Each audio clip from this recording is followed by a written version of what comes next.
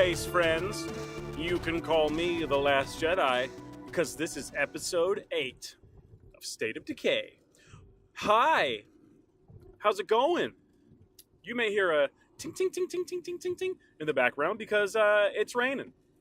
And I'm hurtling down a 2-lane highway. Its speed's approaching 60 miles per hour. It's not a bad, it's not a storm. I wouldn't even call it a storm.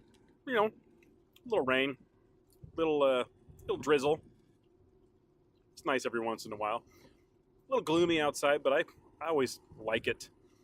And it might be gloomy out there, but it's warm and fuzzy, happy feeling in here. And I'll tell you why. A, I'm sort of off tomorrow. Sort of. And then 2 days after that. But B, I've been listening to this song. It's not new, but I put it on a mix CD. And I'm into it right now. So I think my whole thing is going to be, I don't do bits on this show, but dang it, here's this bit, song of the day. I need to get some kind of a jingle. I don't know what the jingle would be. If you got any suggestions, let me know. But yeah, I've been listening to this song like 3 times today. Once on the way to work, once on my lunch break, and then just now again on the way home. It's a little track by a band you may have heard of. T's for F's, or as they're properly known, their Christian name, Tears for Fears.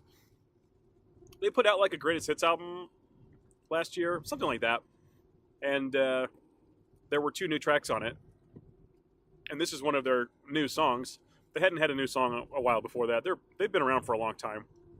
You may know them. Everybody Wants to Rule the World, that's them. They got a lot of good songs. T's for F's. And they have this song, what is it called even?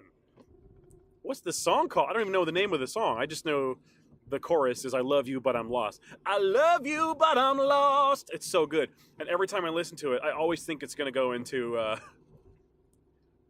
Madonna song. Girls Just Want to Have Fun.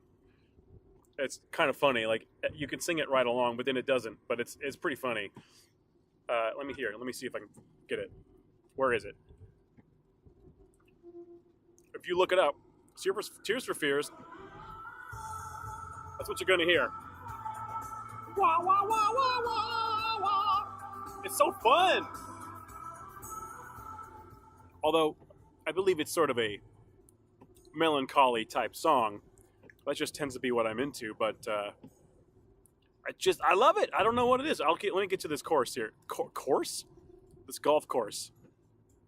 Let me see if I can find the Girls Just Want to Have Fun part. What's coming up?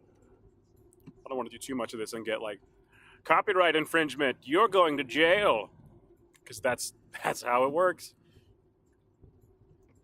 I think it's here. Oh, and then my CD skips. Yeah, I'm listening to it on a CD, by the way. Blah, blah, blah. 5th of November. Oh, it's got such a catchy chorus. You guys like catchy choruses? Like, this is straight up pop music. I will say, if I was going to listen to pop music, this is the kind of music you'd want. Like, if you turn on the radio to a pop station, you're going to hear a lot of trash. You're just going to hear a lot of manufactured nonsense. You know that. But sometimes you don't want a gourmet meal. We don't want however many courses. Sometimes you just want some junk food. So, pop music. I'm not saying it's the worst thing ever. I'm out of that phase. I can appreciate it for what it is. But I think I would listen to a lot more pop music if it sounded like that song. Tears for Fears. I love you, but I'm lost. Again, that may not be the name of the song. I don't know. But there's the music video, which is how I found the song originally. I wasn't like actively seeking Tears for Fears out. I would be now. I don't know if they're doing anything anymore. They've been around for so long. I don't know if it was just an experiment or just like a hey, thanks, a one-off thing. I don't know if they're still making music even. But yeah, it's great. Check it out. It has a bit of a Bowie, like I don't know, it's just his voice has aged a little bit, and he kind of sounds like soulful at some parts, kind of Bowie-like. I love it. Anyway, check that song out. Again, I like to hear what you guys think about these tracks I'm recommending. It always feels good to recommend something to somebody, and then they go, "Oh, wait, I like that," or I also don't mind hearing, "Yeah, that song was not good," because then I question, what's wrong with me? So I was listening to an interview this morning. I was listening to a podcast. It was Bill Hader. It was Bill Hader talking to Mark Maron on the WTF podcast. And Maron asked him if is there any stand-up that he listens to, if there's any like record, like you know how the stand-ups have albums. And he mentioned Dana Gould, who I don't really know. Like I've heard the name, I know he's a stand-up. And Bill Hader said something about his Vincent Price on SNL was he basically stole it from Dana Gould. And I'm like, oh, well, that's right up my alley. I love Vincent Price. I love Bill Hader on SNL doing Vincent Price. I need to find this clip. And I went to Google, and it was right there on YouTube. It's basically Dana Gould. He has this bit where it's like Vincent Price. He's like, just think about this. At one point, Vincent Price was a single man, and he's like trying to get ladies. And he does this. I can't do it, and I won't even try. But it's very funny. And then it's funny because in the same clip, not only does he do a Vincent Price voice, he also goes straight into a Don Knotts voice. And I'm like, people are going to think, people that know me are going to think that I like ripped this off. I've never heard it before. And I was like, are you kidding me? He goes right into Don Knotts. It's like he's been spying on me. He's been spying on me. But yes, I thought that was very funny. And the Dana Gould clip was funny too. I'll link it if I remember. Very, very good stuff. It just like really caught me off guard. Bill Hader hosted SNL. I'm doing my weekly SNL recap. Bill Hader hosted this week. It was pretty funny. Bill Hader's always good. He did this thing I've never seen before, where during the monologue, he's like, "Hey, did you know you can just do the monologue for however long you want, and then you can go right into a sketch?" So they basically showed him getting put into makeup and costume for a Californian sketch, and like right as he's talking, they're putting the wig on him and putting the outfit on him and everything, and then like he just walks off the stage, and then it starts the Californian sketch, and it was pretty funny. It wasn't the funniest Californians, but it was good. We got a little Fred Armisen, who I love. I like Portlandia. I don't know if you've ever watched that. It's a little weird, but I do love it. It was great. I enjoyed that. They had a picture. The best thing was, I don't know if you remember last time I talked about SNL, I talked about how Vanessa Bayer was not on the show anymore, and I felt like she didn't get enough of a chance. I thought she was really good, and they had a photo of her, like her character from the Californians, but she wasn't in the sketch, but like they had a photo of her, and they're talking about her, and I thought that was very sweet. Yeah, Bill Hader's great. Are there any stand-ups you guys like? I know I talked, or no, I didn't, because it was on the Rain episode. Ho-ho! So a thing that happened in my Raining episode that I didn't release because it was unusable. We watched the new Ricky Gervais stand-up, and I know Ricky Gervais has that thing where he's like, "Oh, are you offended?" Haha. His whole thing is like just trying to be offensive and then saying, "Why are you offended?" I get it. That's his thing. But I've always enjoyed Ricky Gervais, and I don't know. He's just one of the first stand-ups I really liked. I think there are others who I like more, but he's just one of those that it's like you always go back. I don't know what it is. But I like Ricky Gervais a lot, and we watched this new stand-up, and it's pretty much more of the same. Atheism, people are terrible, animals are good.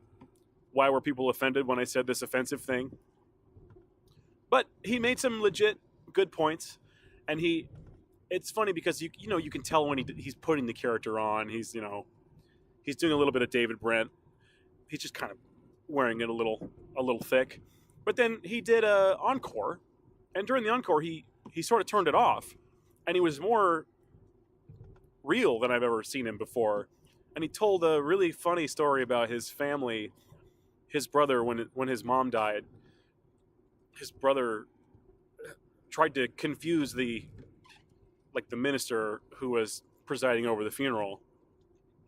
And they told him fake names of people and said all these weird things. And like the minister's like, oh, what was something, you know, about your mom that I should mention? Like, was she into this or whatever? And they're like, oh, she was a proper racist, something like she was a really big racist. And he's like, well, I'm not going to say that, but they were just kidding. Obviously, she wasn't. But that's the joke. Like, they tried to freak him out and get him to say stuff that wasn't true, just to make him laugh. And I guess they slipped some things in. It was really funny, but it was kind of like real, and just made a really good point about dealing with grief and just humanity in general. I liked it. I mean, I did like it. A lot of it is him just being poking you in the ribs and trying to offend people. But yeah, you can't take him too seriously. Anyway, I give it a thumbs up. There are better stand-ups, but he's good. What stand-ups do you like? I like a few. I like Ricky Gervais. I love Bill Burr. Bill Burr is mostly always pretty good. I love that he like attacks the audience like with these crazy ideas. Basically, he says something outrageous and then tries to get them to agree with whatever his angle is. And sometimes he can't. I don't always agree with him, but yeah, you know. I also really like Eddie Izzard, although I don't know has he had any new stuff for a while. He hasn't had anything new for a while that I'm aware of. I've seen him live twice at the Fox that I talked about on a previous episode. Really nice theater, really nice to see. Proper stand-up there. It was great. Very nice. He's fantastic, and he does all kinds of crazy sketches and stuff. He's really good. He's one of my all-time like personal heroes. He's amazing. Who else do I like in stand-up? There's not a whole lot, and for a long time I was kind of stingy on like, oh, I only like this is like high school, okay? I'm like, oh, I like British comedy, and like the American comedy just isn't, the stand-ups just aren't funny. But I've seen some since then. I've really changed my mind. There's some great. Oh, we watched Todd Glass. He has a special on Netflix that probably won't be for everyone, but I think it was called Act Happy or Look Happy, something along those lines. I really enjoyed it. And I liked the little, like, basically he turned it into not a variety thing, but like he had a band with him that he was like telling them to play stuff, or like they would play music, they would score whatever the thing was that he was saying. It really added to the comedy, and he had some really interesting, funny things to say. Yeah, he was pretty good. So that one I'd recommend for sure if you're into stand-up comedy. Who else? I like no. So if you ever watch SNL, at least for me, after SNL comes on, there is a show called Comedy.tv, and they do stand-ups, and I think those are just awful. Like those really are like those are the. And I'm sorry if you somehow know one of those people or are one of those people, but they're like that. Like when you think of a caricature of a stand-up comedian, every single one of them is that, it seems like. But it's on after SNL, so it's on after midnight. It's for the drunk and high people, and it's just all reruns. They make it seem like it's live. I love this. They make it seem like it's live and it's this big event, but they probably film them all in one night, and it's whatever. It's fine. It's just not. If you want quality comedy that's going to last you, it's just doesn't normally do it. I've seen one or two people on there that have made me laugh, but normally it's like, women, they're different, aren't they? Isn't that right, guys? It's like, disgusting. I do love stand-up comedy. I love comedy in general. I was listening to another interview with Pete Serafinowicz, who, have I brought him up on the podcast before? I don't know if I have, but if I haven't, he's the guy from, you might know him best from Shaun of the Dead. He's their roommate that's not Nick Frost. He's the one that's he's a doctor, and he has if you watch the DVD version, there's like an alternate take where there's a scene where they drop the F-bomb a bunch of times, but I guess for TV and like airplanes or something, like they had to take the F word out. So there's a scene when they say funking. He's like, every other funking person in my funking department was funking ill. I have to work at 4 in the funking morning, and you're in here with your funking electro or whatever, and it's really funny. But anyway, he's that guy, and he was asking in the interview, what's the last movie that you saw that like legitimately made you laugh very hard out loud? What's the last thing that made you like just squeal with delight? And there's been a few things for me, but I mean, really, I couldn't think of a whole lot. I thought Thor Ragnarok was pretty funny. It was like a legitimate comedy. It was a comedy first and a Marvel movie second, which I think was the best decision they could have made. Because I'm not going to lie to you, I'm having Marvel and just in general superhero fatigue. It's setting in hard. It's been there for a while, but man, the fact that they're letting these directors do what they want to do and make the movies they're good at making while still making an interesting movie that serves Marvel's purposes, genius, you guys. I'll watch these things forever if we can keep doing that. Like, do a horror one. Let's have a horror one.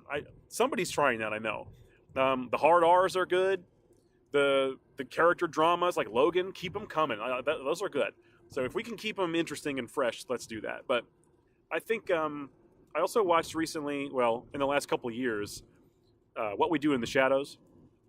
And that movie had me laughing out loud every few minutes. I mean, really legitimately laughing. Like, I remember as a kid the movie Naked Gun making me laugh like that. Or Dracula Dead and Loving It. Pretty much anything Mel Brooks. Pretty much. Most of those Mel Brooks movies do it, but for some reason Naked Gun was one of my favorites. Leslie Nielsen in general, I love him and everything. And Dracula Dead and Loving It. You guys know I love Dracula. And you guys know I love Leslie Nielsen. So, of course, Dead and Loving It is amazing.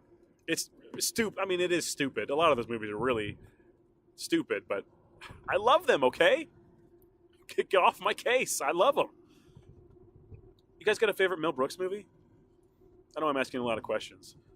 But I want to know about your stand-up comedy, for sure. Who I should check out. What do you guys think I would like? I love me some stand-up comedy. And I want to know some funny movies. Some movies that maybe I haven't seen. We recently saw the movie Game Night, and I was very surprised by how funny it was. I thought it was more of I knew it was an action comedy. I thought it was going to lean more into the action from the trailer that I'd seen, but it was super funny. Jason Bateman he's a comedy machine. He's very dry and he's great. That whole movie made me laugh a lot.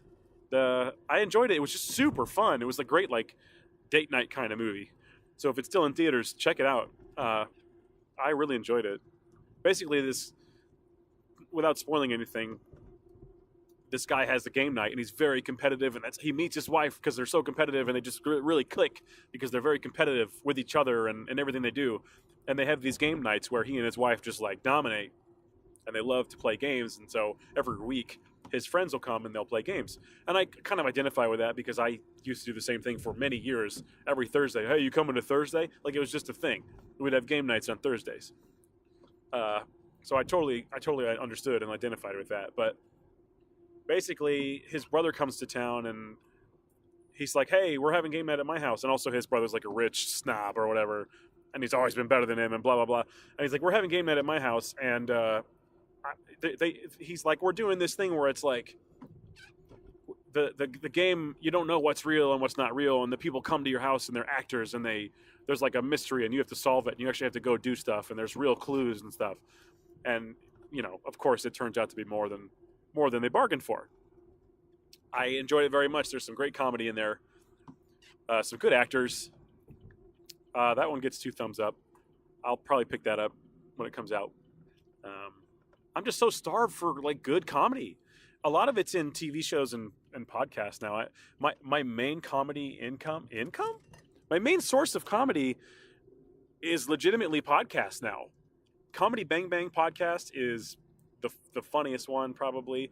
I like some of the more specialized one. Like, there's one about James Bond called James Bonding, but it's hosted by 2 comedians, very funny guys. So they love James Bond like I do, and they'll go through every movie. If you haven't seen a James Bond movie and you're maybe interested, I think listening to James Bonding would get you interested enough to watch them and make you enjoy them more, especially if you listen to the original run. Because they've started back over and they're doing all the movies again. But if you listen to the original run, they're so funny. It'll make you appreciate the movies even more. They're so funny, and they point things out you never would have thought about. Highly recommend James Bonding. And also I listened to one called Horny for Horror. And it's a very specialized, just about horror stuff. And it's general horror. So they talk about movies. Sometimes they'll do movie reviews. They do comedy, but they're also all comedians or writers, and so they're really smart people, and they're just the best. I love those guys. that's great. If you get a chance, if you like horror or comedy, Horny for Horror is for you. So there's my crazy amount of recommendations for things. I don't know if I have a whole lot else. This might be a shorty. Yeah, I think that might be about it. I hope you keep. What did you hear that? That's my windshield wipers. I hope you continue to listen, and I hope I can continue to do this. I'm really enjoying this. I have to say, I really appreciate you guys being involved with this and listening to what I have to say. Like, there's really no reason why you should care, and I know that. So I'm very lucky to have friends who listen to me talk for this long. And truthfully, I really appreciate you guys giving me a chance to, get this out there. It's starting to rain heavily. I think that's my cue. I'm on the highway now, proper highway, so I should probably get off here. May the force be with you, and I will see you here. Talk to you soon. Keep it alive. Whatever. I don't know. Bye.